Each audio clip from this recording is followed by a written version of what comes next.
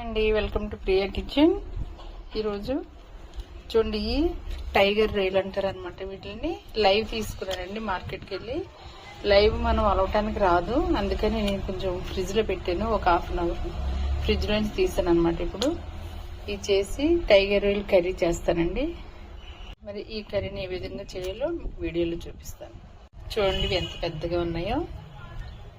మాకు భీమవరంలో బాగా చెరువులు ఎక్కువ కదండి, ఇక్కడ దొరికితే బాగా మాకు. చూడండి ఎంత పెద్దగా ఉంది సైజు. అన్నీ ఇంచుమించుగా అలాగే ఉంటాయి. ఈ టైగర్ రైలు మనకి మందేసి పెంచడండి. ఏట్లో దొరుకుతాయి అన్నమాట. చాలా టేస్ట్గా ఉంటాయండి ఇవి.